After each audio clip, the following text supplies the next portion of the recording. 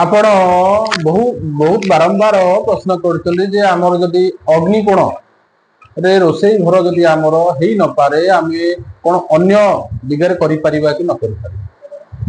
ନିଶ୍ଚିତ ଭାବରେ ଅନ୍ୟ ଦିଗରେ ଆମେ ଘର କରିପାରିବା। ଯଦି ଆପଣଙ୍କର ଅଗ୍ନିକୋଣ ନେଇ ସମସ୍ୟା ଅଛି ବା ଅଗ୍ନିକୋଣରେ ଆପଣ ରୋଷେଇ ଘର କରିପାରିବେନି ବା ଆପଣଙ୍କର ଅସୁବିଧା ଅଛି ତାହେଲେ ଆମେ ନିଶ୍ଚିତ ଭାବରେ ଅନ୍ୟ ଦିଗରେ ଘର କରିପାରିବା।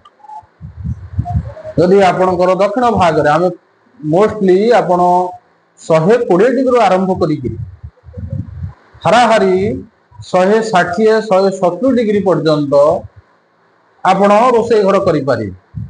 ପୂର୍ବ ଦକ୍ଷିଣ ଭାଗରେ ପୂର୍ବ ଦକ୍ଷିଣ କୋଣରେ କରିପାରିବେ ନା ଦକ୍ଷିଣ ଦିଗରେ ଆପଣ କରିପାରିବେ କଣ ନା ଆମର ରୋଷେଇ ଘର କରିପାରିବେ।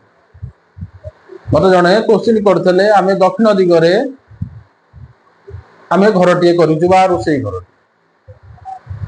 ତ ଆମେ ଆକୁ ଉଠେଇବା ନା ଅଗ୍ନିକୋଣରେ ଆମେ ଆକୁ ଅଗ୍ନିକୋଣରେ ଉଠେଇବା ନା ନ ଉଠେଇଲେ ଚଳିବ।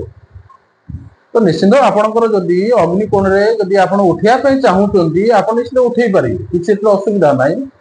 ଯଦି ଆପଣଙ୍କର ଅସୁବିଧା ଅଛି ତାହେଲେ ଆପଣ ଦକ୍ଷିଣ ଭାଗରେ ହିଁ ଆପଣ କଣ ନା ଆପଣ ନିଶ୍ଚିତ ଭାବରେ ରୋଷେଇ ଘର କରିପାରିବେ। ଆମେ ଅଗ୍ନି ତତ୍ତ୍ୱ ବା ଫାୟାର ଏଲିମେଣ୍ଟରେ ଆମେ ନିଶ୍ଚିତ ଭାବରେ ରୋଷେଇ ଘର କରିପାରିବା। ତା ସହିତ ଆମେ ଯଦି ଦେଖିବା ଦକ୍ଷିଣ ଦିଗଟି ଆମ ରୋଷେଇ ପାଇଁ ହଉଛି ବହୁତ ବଢିଆ ଦିଗ, ତାଠି କିଛି ଅସୁବିଧା ନାହିଁ। କିନ୍ତୁ ଏହା ଆପଣ ଯଦି ଦକ୍ଷିଣ ଦିଗରେ ଆପଣ ଯେତେବେଳେ କରୁଛନ୍ତି ଆପଣ ରୋଷେଇ ଗୃହଟି ଆପଣ ସବୁ ଚେଷ୍ଟା କରନ୍ତୁ ଆପଣ ପୂର୍ବ ଦିଗ ଆଡକୁ ମୁହଁ କରି ଆପଣ ସମସ୍ତ ରୋଷେଇ କରିବେ ବା ସମସ୍ତ ବ୍ୟଞ୍ଜନ ତିଆରି କରିବେ। ତାହେଲେ ଆପଣଙ୍କ ପାଇଁ ଇଏ ରୋଗ ନାଶକାରୀ ହେଇଥାଏ ବା ଆପଣ ଯାହା ଖାଇବେ ତା ଅମୃତ ସଦୃଶ ଫଳ ଆପଣ ପାଇଥାନ୍ତି। ତା ସହିତ ମନେ ରଖନ୍ତୁ ଆପଣ କେବେ ରୋଷେଇ ଘର ପାଖରେ ଆପଣ କେବେ ଟଏଲେଟ ରଖିବା ପାଇଁ କିମ୍ବା ଆପଣ ପାଇଖାନା କେବେ ରଖିବା ପାଇଁ ଚେଷ୍ଟା କରନ୍ତୁ।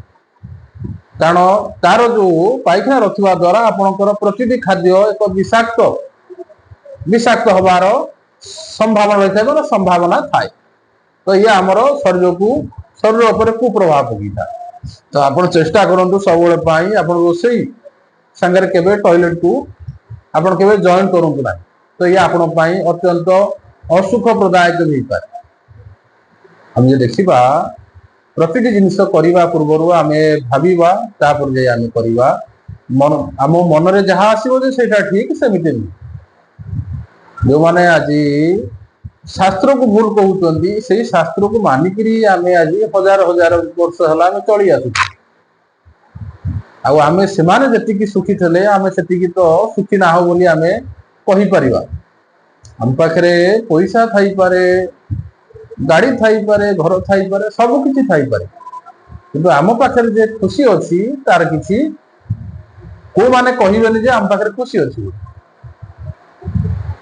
ସେ ବିଷୟରେ ଛାଡନ୍ତୁ। ଆମେ ଯେମିତି କହିଲେ ଆପଣ ଅଗ୍ନିକୋଣରେ ଯଦି ପାରୁଛନ୍ତି ଆପଣ ରଖିପାରିବେ ନା ଦକ୍ଷିଣ ଭାଗରେ ଆପଣ ରଖିପାରିବେ। ଆଉ ଯୋଉ ଡିରେକ୍ସନ ରଖିଛନ୍ତି ଆମେ ତାର ରିମେଡିଜ କରିକିରି ବା ଯଦି କରିଛନ୍ତି ଯଦି ଚେଞ୍ଜ କରିହବନି ତାର କିଛି ବାସୁର ରିମେଡିଜ ବାସ୍ତୁ ପ୍ରତିକାର କରିବା ପାଇଁ ଚେଷ୍ଟା କରନ୍ତୁ। ତ ଇଏ ଆପଣଙ୍କ ପାଇଁ ଅତ୍ୟନ୍ତ ଭାବରେ ମଙ୍ଗଳପ୍ରଦାୟକ ନିଶ୍ଚିତ ପ୍ରତିକାରର ପ୍ରତିଟି ଜିନିଷ। ଯେମିତି ଆପଣ ରୋଗ ହେଲେ ଆପଣ ଗୋଟେ ମେଡିସିନ ବା ଔଷଧ ଖାଉଛନ୍ତି ସେଟା ହଉଛି ରୋଗର ପ୍ରତିକାର।